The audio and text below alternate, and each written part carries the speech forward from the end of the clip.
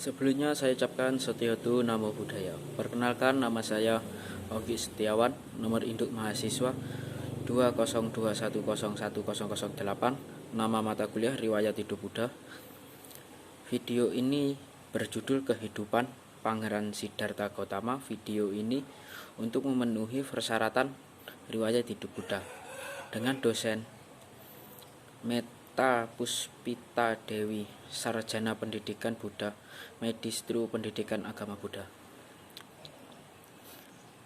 Pangeran Siddhartha dilahirkan pada tahun 623 sebelum Masehi di Taman Lumbini. Saat Ratu Mahayana berdiri memegang dahan pohon sala.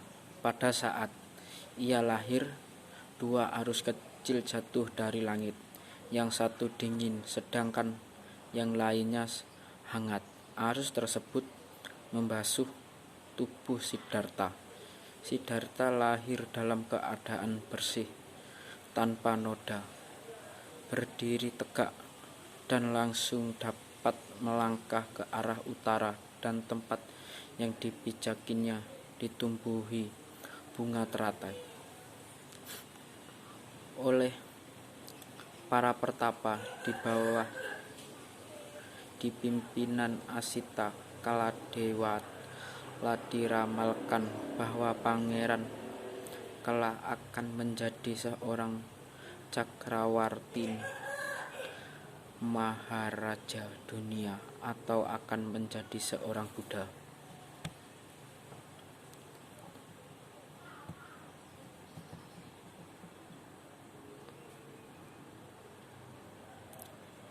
Hanya pertapa Kondana yang dengan tegas meramalkan bahwa pangeran kelak akan menjadi Buddha. Mendengar ramalan tersebut, Sri Baginda menjadi cemas karena apabila pangeran menjadi Buddha, tidak ada yang akan mewarisi tata kerajaannya. Oleh pertanyaan, Raja para pertapa itu menjelaskan agar pangeran jangan sampai melihat 4 macam peristiwa.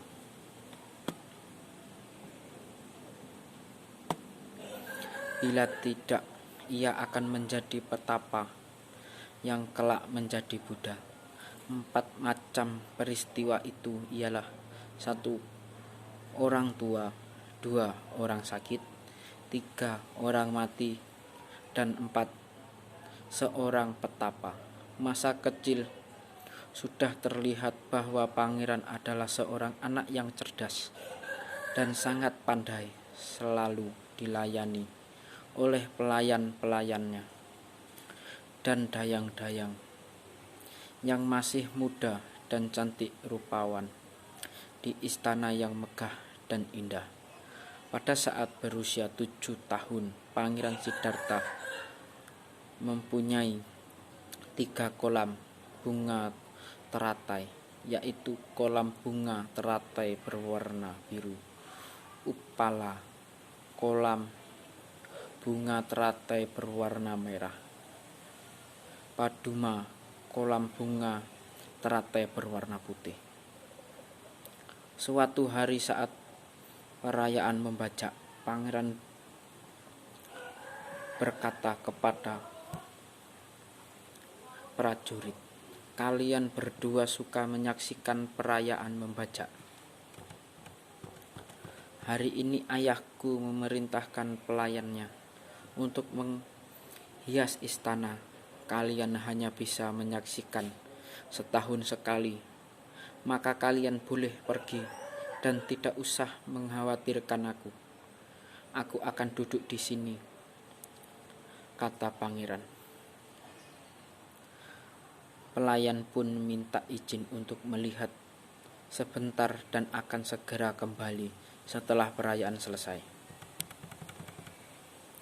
Ketika Pangeran Siddhartha duduk sendirian di tengah sejuknya udara, duduk bermeditasi di bawah pohon jambu.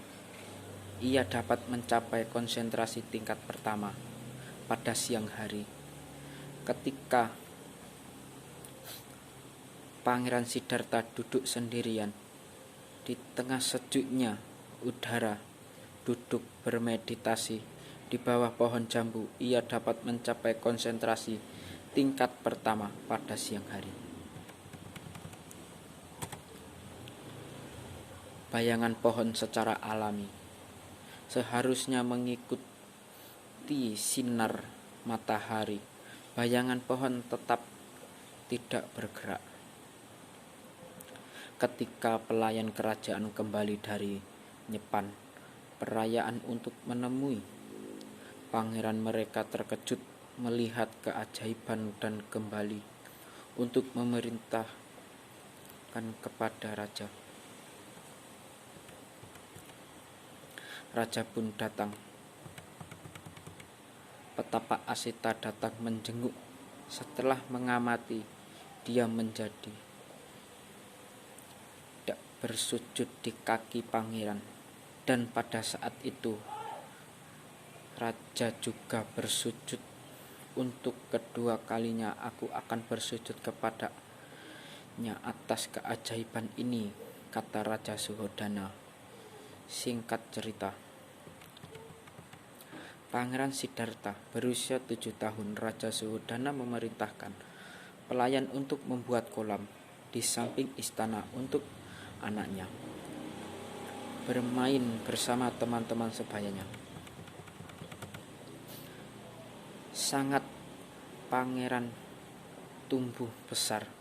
Ia dikirim untuk belajar berbagai seni kepada guru terkenal Wiswamitra. Dalam waktu singkat ia memiliki kecakapan 18 seni, di mana oleh guru bahwa sudah tidak ada lagi yang diajarkan kepadanya. Raja Suhodana memerintahkan pelayan kerajaan untuk membangun 3 istana. 3 istana musim di mana anaknya dapat menghabiskan waktu sepanjang masa. Ayahnya selalu menempuh berbagai cara untuk mencegahnya. Hari keinginan untuk menjadi petapa. Akhirnya Raja Suhodana berkonsultasi dengan para menteri untuk menikahkan anaknya dengan putri Bhima Yasodhara. Waktu berlalu sampai Pangeran Siddhartha berusia 29 tahun. Pangeran meminta izin kepada Raja Suhodana untuk pergi keluar istana. Tidak ada yang menyenangkan di luar istana, anakku, ucap raja. Sejak kanak-kanak hingga sekarang aku belum pernah keluar dinding istana yang tinggi dan besar ini. Aku ingin melihat di luar, ucap pangeran. Tidak ada tempat lain yang dapat memberimu kesenangan hidup seperti di istana, anakku, ucap raja. Namun aku masih ingin pergi dan melihat secara langsung ayah. Bolehkah aku untuk pergi keluar? Jika kamu bersikeras ingin keluar, aku tidak akan menahanmu. Aku akan memerintahkan pelayan kerajaan untuk menyiapkan kereta dan membawamu pergi besok. Terima kasih, ayah.